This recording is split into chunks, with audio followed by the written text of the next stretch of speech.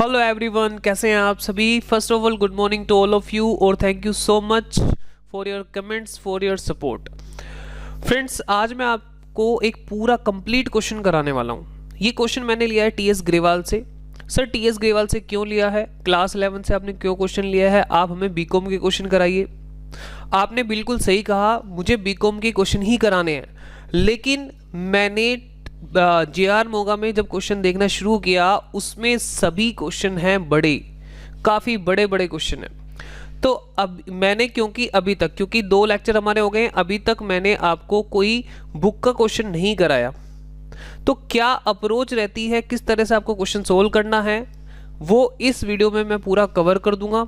और next class से मैं आपको वो एडजस्टमेंट समझाना शुरू कर दूंगा जो एग्ज़ाम में आती ही आती हैं, चाहे वो दिल्ली यूनिवर्सिटी का एग्ज़ाम हो या अदर यूनिवर्सिटी का एग्ज़ाम हो, चाहे आप 11th के लिए प्रिपेयर कर रहे हो, चाहे आप CA फाउंडेशन के लिए प्रिपेयर कर रहे हो या CMA फाउंडेशन के लिए प्रिपेयर कर रहे हो। तो सभी तरह के स्टूडेंट्स इस वीडियो सीरीज़ को देख सकते हैं और अपने कॉन्सेप्ट्स क्लियर कर सकते हैं। ठीक है, तो चलिए बिना टाइम वेस्ट करे हम क्वेश्चन शुरुआत कर लेते हैं, किस तरह से क्वेश्चन को सोल्व करना है। सबसे पहले तो मैं आपको बता देता हूँ, क्वेश्चन पहले आपको दिखा देते हैं कि क्वेश्चन कहाँ पर है। ये लो जी, आपके सामने क्वेश्चन आ गया है। Question number 2। फर्स्ट क्वेश्चन में 3 एडजस्टमेंट है, सेकंड में है 2 एडजस्टमेंट। ठीक है, ये क्वेश्चन देखो जरा फटाफट से।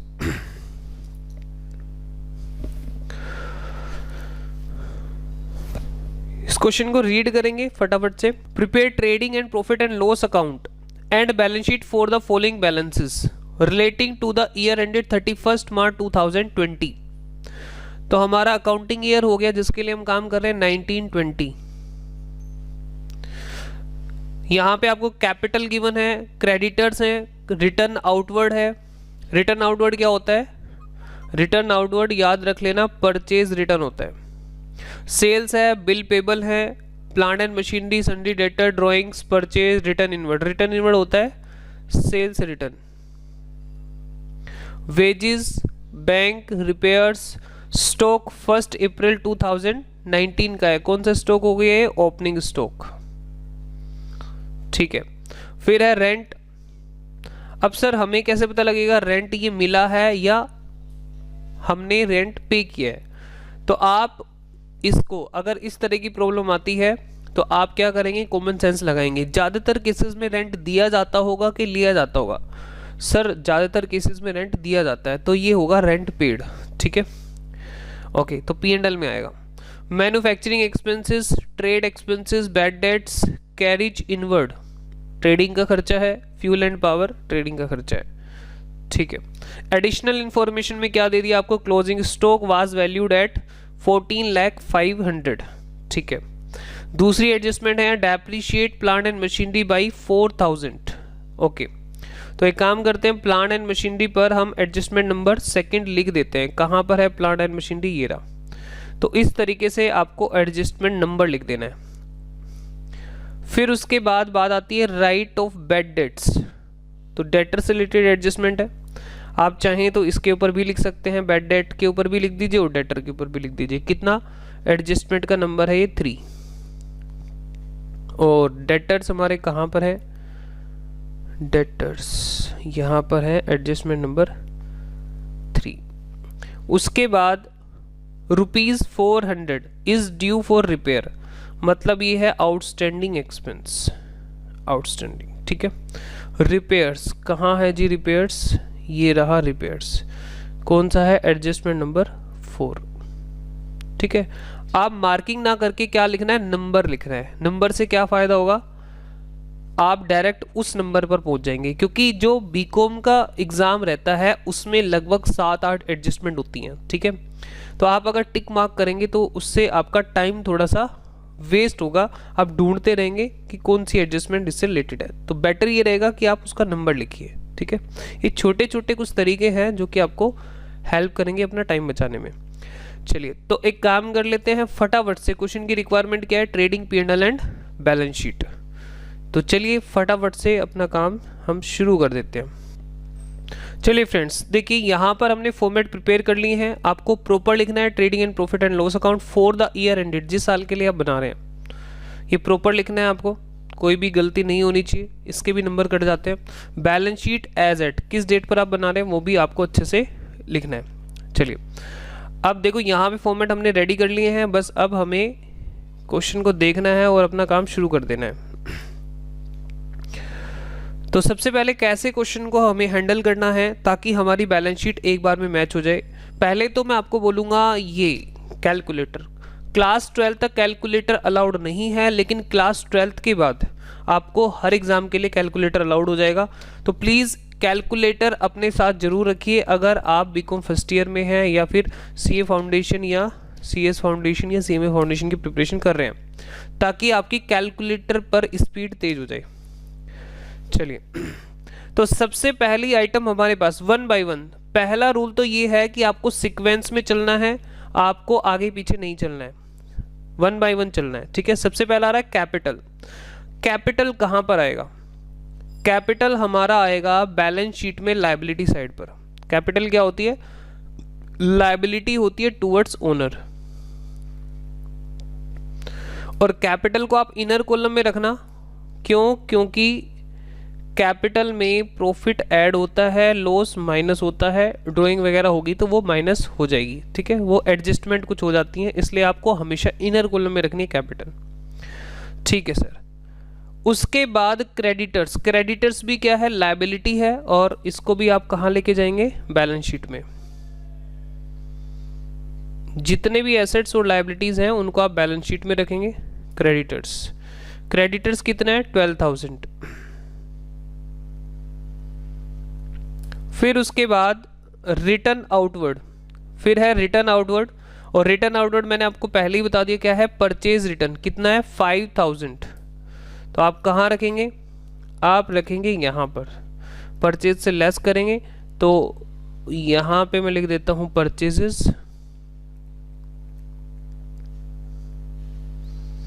जब आएगा तो लिख लेंगे टू ओपनिंग स्टॉक, जब आएगा तो हम लिख लेंगे।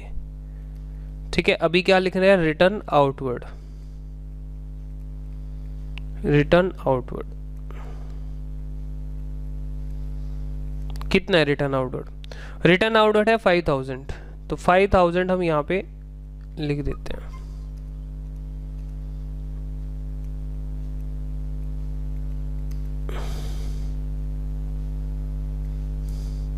फिर आगे चलते हैं। फिर है सेल्स। सेल्स कितना है? 1,64,000। तो सेल्स कहाँ आता है हमारा? ट्रेडिंग में क्रेडिट साइड पर बाई सेल्स। और आगे जाके यहाँ पर रिटर्न भी हो सकता है, तो इसलिए इसको हम इनर कॉलम में हमेशा रखते हैं, इनर में, क्योंकि आगे जाके हमें सेल रिटर्न देखने को मिल सकता है। Bills payable. बिल्स पेबल क्या है? लायबिलिटी है 5,000, आपको लायबिलिटी में रखना है बैलेंस शीट में। बिल पेबल, बिल पेबल और क्रेडिटर में क्या फ़र्क होता है?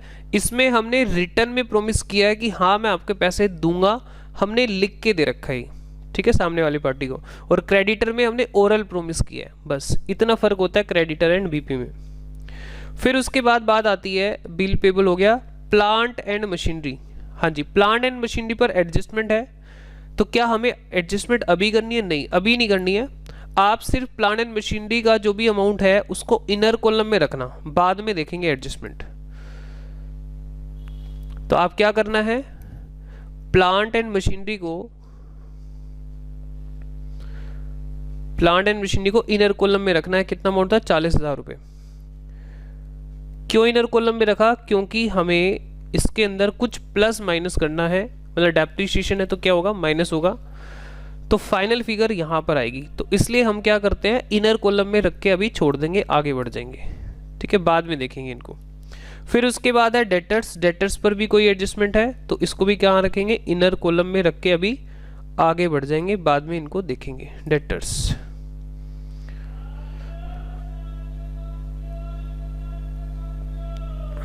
हाँ जी, डेटर्स कितना है? डेटर है 24,000। सर आपने डेटर को ऊपर क्यों नहीं लिखा? इतना गैप क्यों छोड़ दिया बीच में? देखो होता क्या है, बैलेंस शीट में दो ऑर्डर होते हैं, इन the order of permanence, in the order of liquidity. ज़्यादातर केसेस में परमानेंस ऑर्डर क्या होता है, पहले ये सुनो। परमानेंस ऑर्डर में क्या करते हैं हम, उन एसेट्स को ऊपर रखते हैं जिनको हम कैश में या तो कन्वर्ट करेंगे ही नहीं, ठीक है, या फिर कन्वर्ट करेंगे भी तो बहुत रेयर करेंगे। तो हम कह सकते हैं इन शॉर्ट कि ऊपर फिक्स्ड एसेट को रखा जाता है, उसके बाद करंट एसेट्स को रखा जाता है, ठीक है। तो अगर कोई फिक्स्ड एसेट आएगा तो हम यहाँ पर रख देंगे।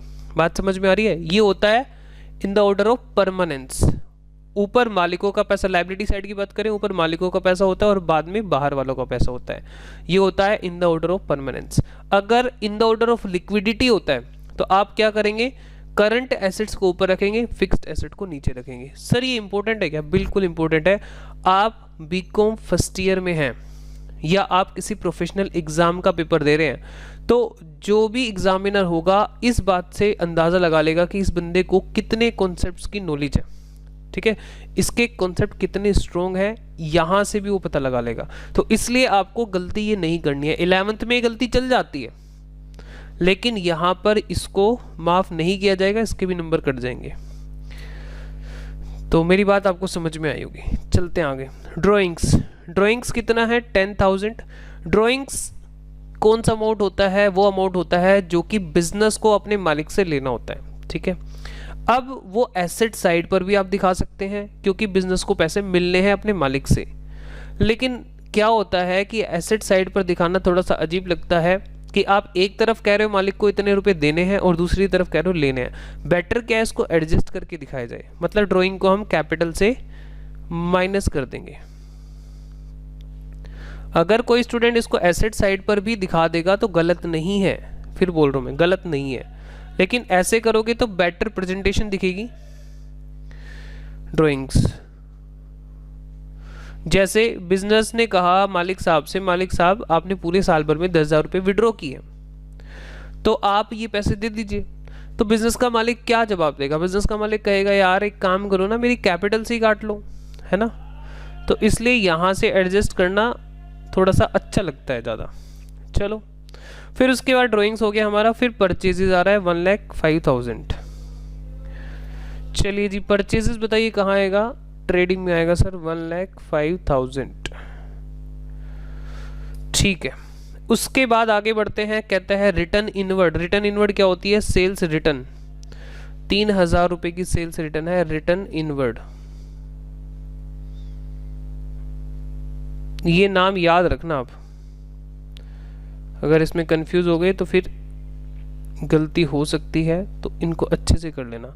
रिटर्न हो रहा है इनवर्ड, मतलब जो बेचा था वो इन वापस आ रहा है, तो ऐसे याद हो जाएगा। आउटवर्ड मतलब कि वापस दे रहे हैं, यानी खरीदा होगा तभी तो आउट कर रहे हैं। तो 1,61,000 1,61,000 और ये कितना आ गया? 1 लाख रुपीस। चलिए उसके बाद बात करते हैं वेजेस। वेजेस तो हमेशा ट्रेडिंग का ही खर्चा होता है, आपको पता है ये बात। डायरेक्ट एक्सपेंस में आता है वेजेस। टू वेजेस, हाँ जी, क्या एडजस्टमेंट? एडजस्टमेंट नहीं, कोई एडजस्टमेंट नहीं है। तो कितना हो गया जी? 50,000। 50,000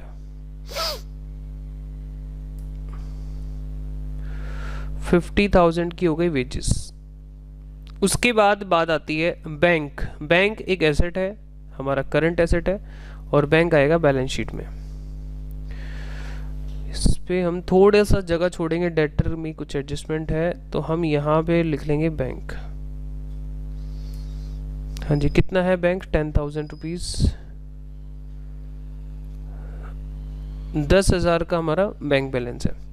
फिर आता है हमारे पास रिपेयर। रिपेयर पर है एडजस्टमेंट, और रिपेयर कहाँ जाएगा? रिपेयर जाएगा हमारा प्रॉफिट एंड लॉस अकाउंट में। रिपेयर आएगा हमारा प्रॉफिट एंड लॉस अकाउंट में। यहाँ पे क्या करता हूँ मैं, थोड़ा सा यहाँ पे अपने हिसाब से थोड़ा गैप देने के बाद मैं यहाँ पे इसको ट्रेडिंग को क्लोज कर देता हूँ, ताकि नीचे का पार्ट हमें क्लियर हो जाए। ये कौन सा पार्ट है? नीचे का P&L वाला। तो हमें यहाँ पे रिपेयर रिकॉर्ड करना है। इधर एक यहाँ पे रो आप छोड़ देंगे ताकि क्या पता ग्रोस लॉस आ जाए, तो ग्रोस लॉस लिखने के लिए टू रिपेयर्स। रिपेयर्स पर एडजस्टमेंट है तो इनर कॉलम में रखेंगे 500 रुपये। फिर उसके बाद स्टॉक, ओपनिंग स्टॉक कितना है, 20,000 का है ओपनिंग स्टॉक, फटाफट से लिखिए 20,000। फिर उसके बाद है रेंट। जो चीज़ें ऐसी हैं जो मिल भी सकती हैं, इनकम भी हो सकती है और पे भी कर सकते हैं, तो वहाँ पर आप कौन सा फंडा लगाएंगे। अगर क्वेश्चन क्लियर नहीं कर रहा है तो आप देखेंगे किसके चांसेस ज़्यादा हो सकते हैं। तो रेंट मिल भी सकता है, पे भी कर सकते हैं, लेकिन पे करने के चांसेस ज़्यादा होते हैं, क्योंकि ज़्यादातर हर बिजनेस, मैं ये नहीं कहूँगा 100% बिजनेस रेंट पर ही चल रहे होते हैं, मतलब जो उन्होंने बिल्डिंग जिसमें वो काम कर रहे हैं वो रेंट पर ही ली होती है, कुछ बिजनेस की अपनी भी हो सकती है, लेकिन अगर ज़्यादा बोले हम 70% बिजनेस रेंट पर ही बिल्डिंग लेके काम कर रहे होते हैं। तो यहाँ पे हम रेंट को कहाँ रखेंगे, P&L में। थोड़ा सा यहाँ पे हमने जगह छोड़ी रिपेयर के नीचे ताकि एडजस्टमेंट होगी, तो यहाँ पे कोई दिक्कत हमें नहीं आएगी स्पेस की। तो रेंट कितना है, रेंट हम 4,000 का रेंट आ गया जी। फिर उसके बाद मैन्युफैक्चरिंग एक्सपेंस, प्रोडक्शन के एक्सपेंस, मैन्युफैक्चरिंग एक्सपेंस किससे रिलेटेड होते हैं, फैक्ट्री से, तो आप कहाँ रखेंगे उनको, ट्रेडिंग में।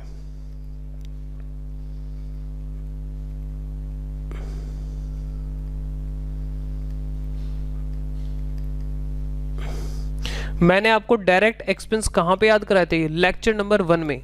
अगर कोई स्टूडेंट ऐसा है जिसने लेक्चर 1 अटेंड नहीं किया, डायरेक्ट एक्सपेंस उसको नहीं पता कौन से होते हैं जो ट्रेडिंग में आते हैं, तो लेक्चर नंबर 1 देखिए, आपको क्लियर हो जाएंगे।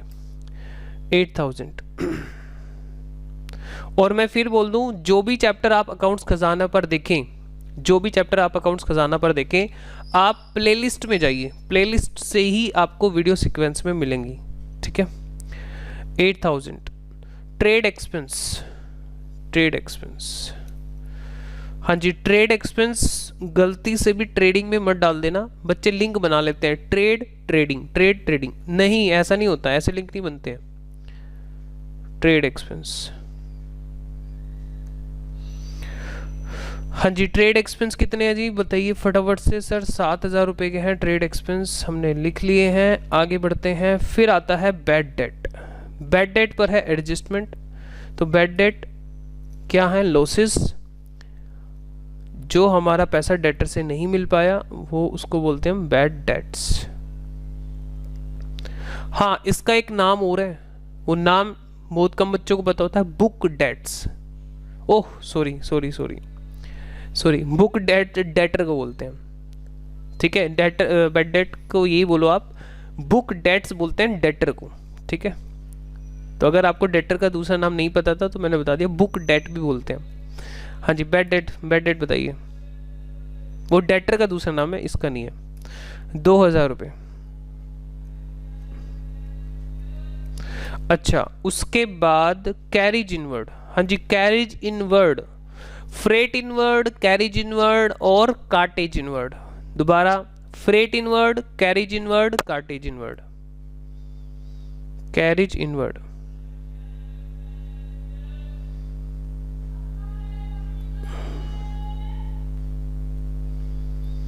कितना है भैया कैरिज इनवर्ड, बताइए। कैरिज इनवर्ड है, इनवर्ड मतलब आने का है, ठीक है। उसके बाद सर क्या प्रैक्टिकल लाइफ में बनते होंगे ऐसे खाते? अरे भाई साहब, मैं आपको बताऊं, मैं प्रैक्टिकल लाइफ में ऐसे ही बनाता हूं, ठीक है। और कुछ जो हमारे ऑफिस के बंदे हैं, स्टाफ जैसे हैं, तो वो कंफ्यूज होते रहते हैं डायरेक्ट एक्सपेंसेस, इनडायरेक्ट एक्सपेंसेस। तो मैं उनको यही वाली बात बताता हूँ कि जो गुड्स को लाने में प्लस बनाने में लग रहे हैं वो डायरेक्ट में डालो, और जो उसके बाद के वो इनडायरेक्ट में डालो, ठीक है। तो प्रैक्टिकल लाइफ में बिल्कुल ऐसे ही बनता है। फ्यूल एंड पावर, बस इस तरह से मैनुअल नहीं बनाते हम, सॉफ्टवेयर पे बनाते हैं, लेकिन उसकी शक्ल होती है ऐसी, फ्यूल एंड पावर। अगर आपको प्रैक्टिकल लाइफ का देखना है तो मुझे इस वीडियो के नीचे कमेंट करके बता देना, मैं आपको प्रैक्टिकल लाइफ का लाके दिखा दूंगा, ठीक है। फ्यूल एंड पावर,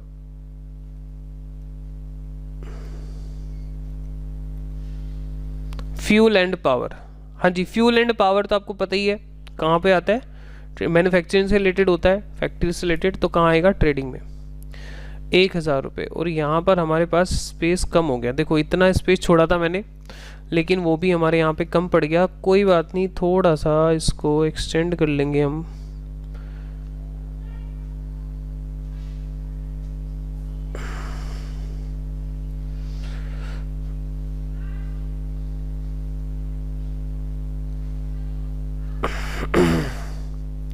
थोड़ा सा नीचे करके रख लेंगे, ये लो। अपने हिसाब से थोड़ा सा स्पेस ना पहले ही थोड़ा सा ज़्यादा करके छोड़ देना, ताकि बाद में ये प्रॉब्लम ना आए, एक्स्ट्रा स्पेस बच जाए, कोई इशू नहीं है, लेकिन कम नहीं होना चाहिए। ठीक है, देखो ध्यान से सुनना, मैंने एक भी आइटम को छोड़ा नहीं है, एक भी आइटम को आपको छोड़ना नहीं है अगर आपको बैलेंस शीट एक बार में मैच चाहिए तो। अब नीचे हम देखते हैं, 1 बाय 1 एडजस्टमेंट को करते चले जाएंगे। क्लोजिंग स्टॉक, क्लोजिंग स्टॉक आपको पता ही है कहाँ कहाँ पर आता है। क्लोजिंग स्टॉक आता है एक तो ट्रेडिंग में क्रेडिट साइड पर, क्लोजिंग स्टॉक कितना है, 14,500, 14,500, और दूसरा आता है बैलेंस शीट में एसेट साइड पर, क्लोजिंग स्टॉक 14,500। मैंने आपको लास्ट वीडियो लेक्चर में, लेक्चर नंबर 2 में बताया था, ध्यान से सुनो, ये बताया था जो एडजस्टमेंट में आ रही हैं वो सारी जर्नल एंट्रीज हैं। ठीक है, कुछ हमारी एडजस्टिंग एंट्री होती है, एडजस्टमेंट एंट्री होती है, जो कि at the end of year pass करनी चाहिए थी, लेकिन वो नहीं पास की गई। जैसे क्लोजिंग स्टॉक एक एडजस्टमेंट एंट्री है। क्या होती है क्लोजिंग स्टॉक की एंट्री? क्लोजिंग स्टॉक की एंट्री होती है क्लोजिंग स्टॉक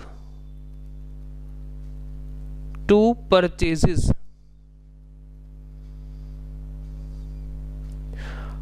हम एक ऑप्शन हमारे पास और होता है, या तो परचेज को कम करो, या फिर ट्रेडिंग में क्रेडिट साइड पर लिख दो,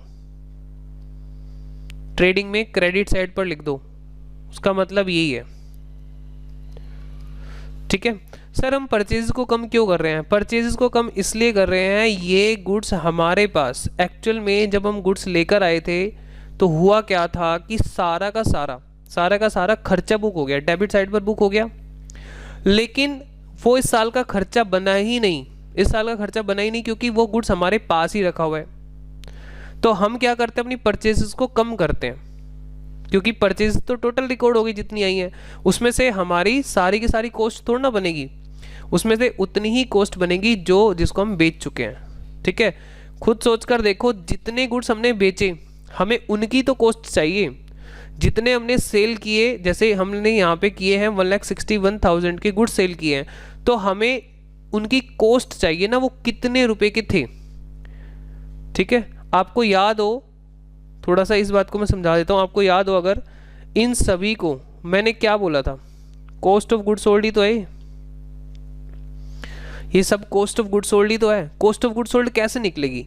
ओपनिंग में हमारे पास 20,000 रुपये का स्टॉक था, फिर हमने और परचेज किया, ठीक है, हमने और खरीदा, कितना, 1 लाख रुपए का, बाकी खर्चे कुछ हमारे बनाने में और कुछ लाने के लग गए।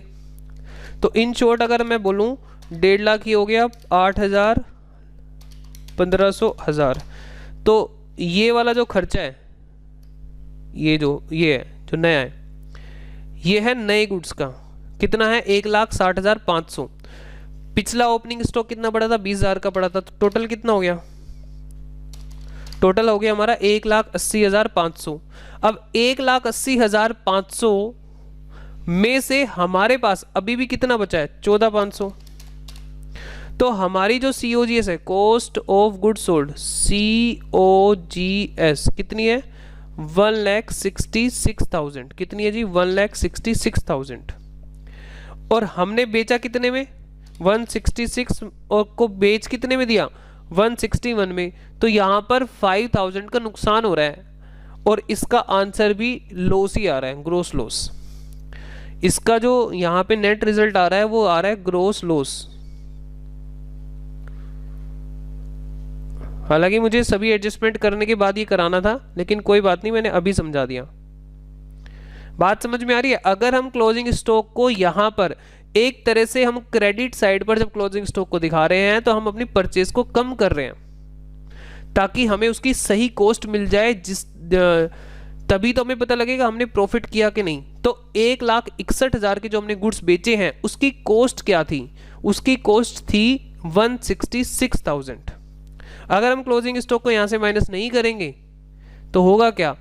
गलत कॉस्ट निकल आएगी। उन यूनिट्स की, उन गुड्स की भी कॉस्ट इसमें शामिल हो जाएगी जिनको जो हमारे पास ही पड़ी हैं, जबकि हमें सिर्फ उतनी ही यूनिट की कॉस्ट देखनी होती है जो हमने सेल करी है। ठीक है, तो हम परचेज को माइनस कर रहे हैं, कम कर रहे हैं अपनी परचेज को। ठीक है, क्लोजिंग स्टॉक को क्रेडिट साइड पर दिखाकर।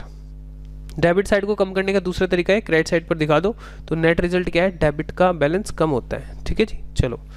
तो मुझे उम्मीद है ये बात आपको समझ में आई है, और समझ में आई है तो नीचे कमेंट करके जरूर बता देना कि आपको बात समझ में आई है। ठीक है, और दूसरा इफेक्ट तो इसका है ही है, एक एसेट आपने दिखा दिया और दूसरा क्या है, ये आपने परचेज को कम कर दिया। ठीक है, तो होगा क्या? ये फिर इस साल की तो कॉस्ट नहीं बन पाया 14,500, तो ये अगले साल की कॉस्ट, क्योंकि ये किस साल का बन जाएगा ओपनिंग? अगले साल का। ठीक है, क्योंकि ये वाला जो क्लोजिंग है अगले साल, वो ओपनिंग ज़्यादातर केसेस में ओपनिंग स्टॉक अगले साल बिक ही जाएगा, क्योंकि सबसे पहले हम पुराना वाला माल बेचते हैं। ठीक है, तो अगले साल की कॉस्ट बनेगा। अच्छा सर, ठीक है। जैसे अब यहाँ पे मैं दिखा दूँ, यहाँ पे आप देख रहे हैं 20,000, तो ये पिछले साल की कॉस्ट नहीं बना होगा, ये इस साल की कॉस्ट बना है। चलो, फिर उसके बाद हम बात करते हैं depreciate plant and machinery by 4,000। मतलब ये प्लांट एंड मशीनरी डेप्रीशिएट हुआ तो भैया सिंपल सी एक एंट्री होती है, depreciation to plant and machinery यानी फिक्स्ड एसेट। क्या रूल है जर्नल एंट्री का? खर्चा डेबिट कर दिया हमने और दूसरा एसेट डिक्रीज हो रहे हैं, तो बस आपका आंसर आ गया। एक क्या करोगे, डेप्रीशिएशन कहाँ दिखाओगे? डेप्रीशिएशन P&L में दिखाएंगे 4,000 का, एक इफेक्ट। दूसरा इफेक्ट प्लांट एंड मशीनरी को कम करेंगे। आओ जी फटाफट से करते हैं।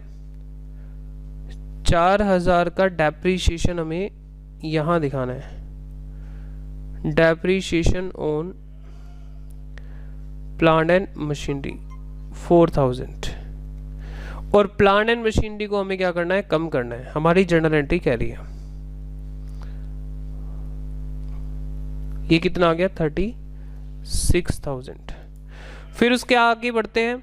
हमने यहाँ पर 2 एंट्री कर ली हैं। थर्ड एंट्री क्या कहती है? Right of bad debts ₹5,000। ये क्या होता है? राइट ऑफ बैड डेट मतलब कि किसी पर्सन से, किसी डेटर से आपको पैसे लेने होंगे, वो पैसे नहीं दे रहा है, तो आप क्या कर रहे हैं? उसके नाम को अपनी बुक से हटा रहे हैं, यानी उसको लॉस बुक कर रहे हैं। राइट ऑफ मतलब P&L में ट्रांसफर कर लेना लॉस मानकर, कि जैसे मोहन से पैसे लेने थे और मोहन ने पैसे नहीं दे रहा है, मोहन इस दुनिया को छोड़ के जा चुका है। ठीक है, अब किससे पैसे मांगे? तो हमें क्या करना पड़ेगा? उसको हटाना पड़ेगा, अपना लॉस बुक करना पड़ेगा। तो क्या करते हैं इसकी एंट्री? बोलो, बैड डेट की एंट्री क्या होती है? Bad debts to debtors 5,000। तो ये एंट्री छूट गई थी, कोई बात नहीं, अब कर लो। तो एक तो हमारा लॉस है, कहाँ जाएगा? प्रॉफिट एंड लॉस में, और दूसरा हमारे एसेट को डिक्रीज यानी डेटर्स को क्या कर देगा? कम कर देगा। ठीक है, तो बैड डेट्स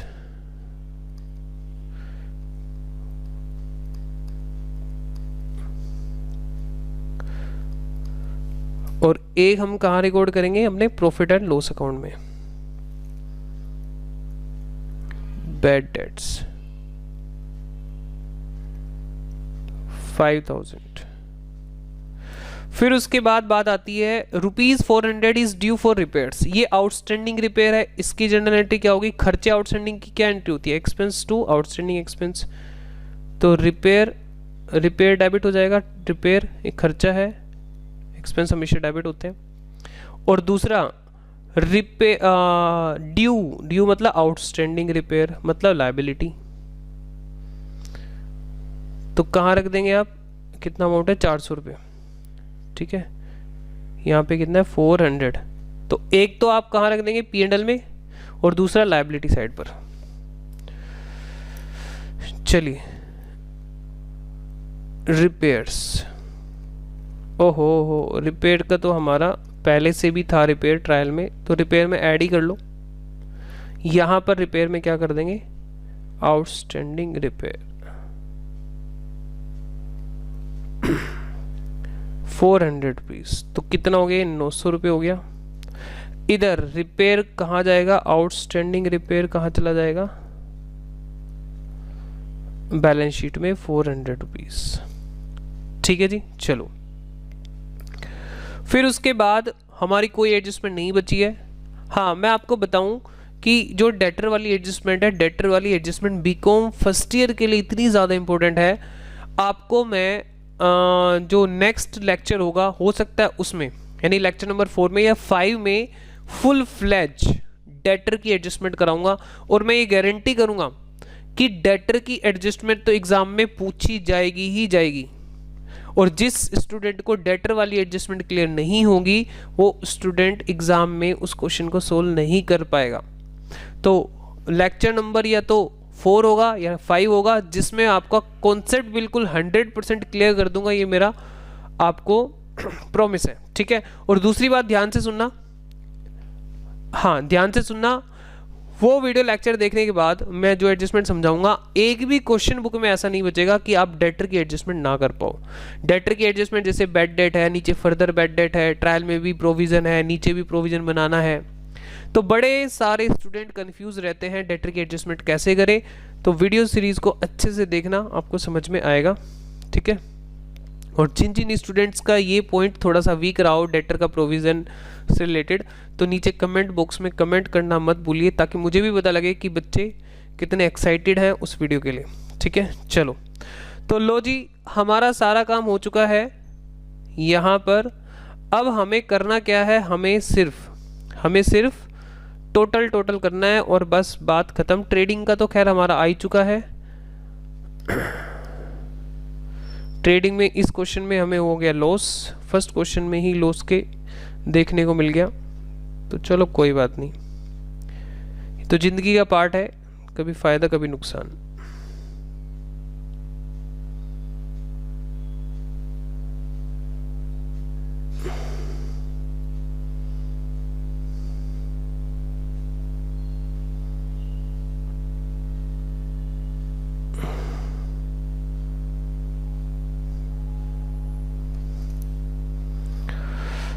हाँ जी, अब यहाँ पे जरा इसका देख लेते हैं। ग्रोस लॉस यहाँ पे आ गया, तो यहाँ पे हम लिखेंगे ग्रोस लॉस 500 रुपये का, तो हमें 5000 का तो हमें क्या हुआ, ग्रोस लॉस हो गया, क्योंकि हमने कॉस्ट से कम पे गुड्स बेच दिया।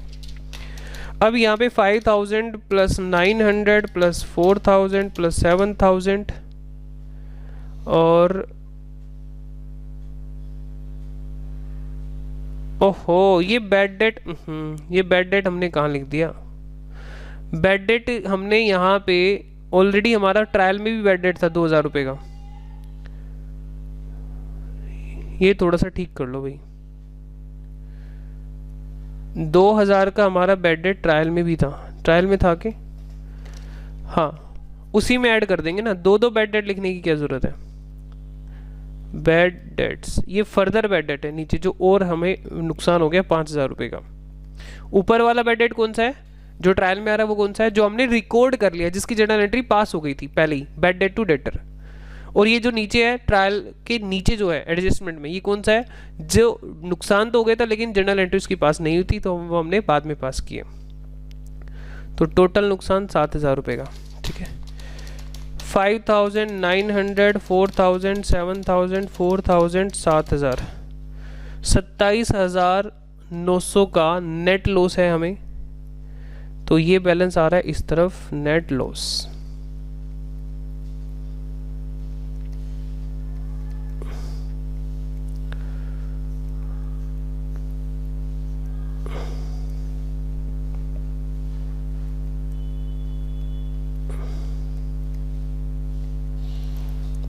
और ये नेट लॉस कैपिटल से आप क्या कर देंगे, माइनस नेट लॉस 27900। फायदा होगा ऐड कर लेंगे, और लॉस होगा तो माइनस कर लेंगे। भाई जो फ़ायदा उसकी कैपिटल में ऐड हो जाता है तो लॉस कौन बियर करेगा, वही बियर करेगा। 60 to 100 60 to 100 60 to 100 12,000 5,400 79,500 ये हमारा टोटल आ रहा है। 79,500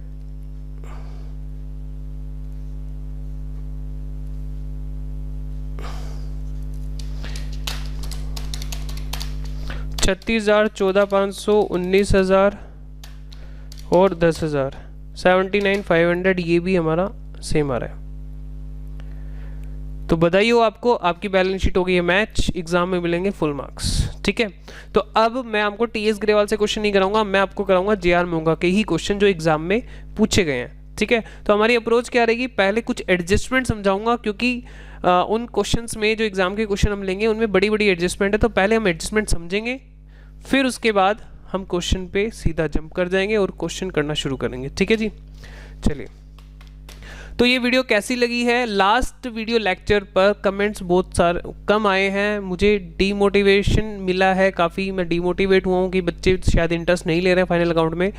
तो मुझे जल्दी से कमेंट्स ज़रूर कर दो यार, लाइक करो, शेयर करो, कमेंट्स करो, कंजूसी मत किया करो। आपको नहीं पता आपके कमेंट्स कितना मोटिवेट करते हैं एक टीचर को, क्योंकि एक वीडियो शूट करने का जो प्रोसेस है बड़ा लंबा होता है। टीचर कहीं ना कहीं से टाइम मैनेज करता है और वीडियो शूट करता है। एक वीडियो को शूट करने में और सारा काम करने में बड़ा सारा टाइम उसका लगता है। तो प्लीज़ आप लोगों को लाइक एंड कमेंट्स करने में सिर्फ 1 सेकंड का टाइम लगेगा, 1 सेकंड या 2-3 सेकंड मान लो। ठीक है, उतना तो कर ही सकते हो आप। ठीक है फ्रेंड्स, तो चलिए अपने कमेंट्स नीचे करते रहिए, अपना सपोर्ट देते रहिए। Thank you so much for watching this video. मिलते हैं नेक्स्ट वीडियो में, till then take care, bye bye.